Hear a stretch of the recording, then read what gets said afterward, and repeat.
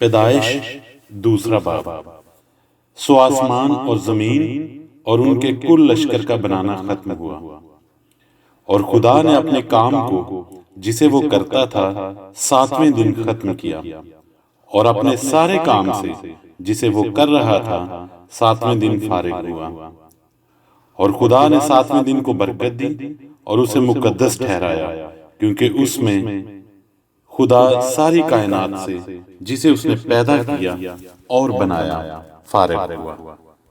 یہ ہے آسمان اور زمین کی پیدائش جب وہ خلق ہوئے، جس دن خداوند خدا نے زمین اور آسمان کو بنایا، اور زمین پر اب تک کھیت کا کوئی پودا نہ تھا اور نہ میدان کی کوئی سبزی اب تک اگی تھی، کیونکہ خداوند خدا نے زمین پر پانی نہیں برسایا تھا، اور نہ زمین جوتنے کو کوئی انسان تھا، بلکہ زمین سے کوہر اٹھتی تھی اور تمام روئے زمین کو سیراب کرتی تھی۔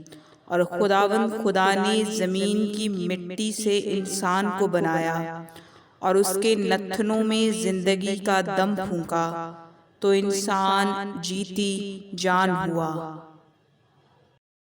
اور خداوند خدا نے مشرق کی طرف عدن میں ایک باغ لگایا، اور انسان کو جسے اس نے بنایا تھا وہاں رکھا۔ اور خداوند خدا نے ہر درخت کو جو دیکھنے میں خوشنما اور کھانے کے لیے اچھا تھا زمین سے اگایا، اور باغ کے بیچ میں حیات کا درخت اور نیک و بد کی پہچان کا درخت بھی لگایا۔ اور عدن سے ایک دریا باغ کے سیراب کرنے کو نکلا، اور وہاں سے 4 ندیوں میں تقسیم ہوا۔ پہلی کا نام فیسون ہے، جو حویلا کی ساری زمین کو جہاں سونا ہوتا ہے گھیرے ہوئے ہے، اور اس زمین کا سونا چوکھا ہے، اور وہاں موتی اور سنگ سلیمانی بھی ہیں۔ اور دوسری ندی کا نام جہون ہے، جو کوش کی ساری زمین کو گھیرے ہوئے ہے۔ اور تیسری ندی کا نام دجلہ ہے، جو اسور کے مشرق کو جاتی ہے۔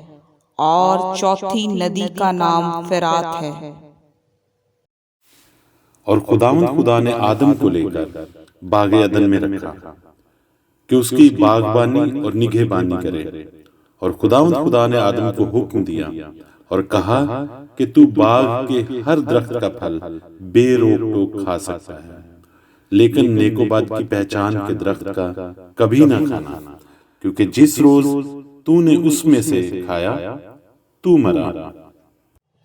اور خداوند خدا نے کہا کہ آدم کا اکیلا رہنا اچھا نہیں، میں اس کے لیے ایک مددگار اس کی مانند بناؤں گا۔ اور خداوند خدا نے کل دشتی جانور اور ہوا کے کل پرندے مٹی سے بنائے، اور ان کو آدم کے پاس لایا کہ دیکھے کہ وہ ان کے کیا نام رکھتا ہے۔ اور آدم نے جس جانور کو جو کہا وہی اس کا نام ٹھہرا۔ اور آدم نے کل چوپایوں اور ہوا کے پرندوں اور کل دشتی جانوروں کے نام رکھے، پر آدم کے لیے کوئی مددگار اس کی مانند نہ ملا۔ اور خداوند خدا نے آدم پر گہری نیند بھیجی، اور وہ سو گیا، اور اس نے اس کی پسلیوں میں سے ایک کو نکال لیا اور اس کی جگہ گوشت بھر دیا۔ اور خداوند خدا اس پسلی سے جو اس نے آدم میں سے نکالی تھی ایک عورت بنا کر اسے آدم کے پاس لایا۔ اور آدم نے کہا کہ یہ تو اب میری ہڈیوں میں سے ہڈی اور میرے گوشت میں سے گوشت ہے، اس لیے وہ ناری کہلائے گی، کیونکہ وہ نر سے نکالی گئی۔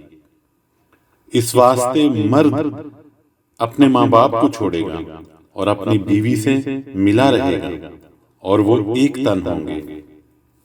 اور آدم اور اس کی بیوی دونوں ننگے تھے اور شرماتے نہ تھے۔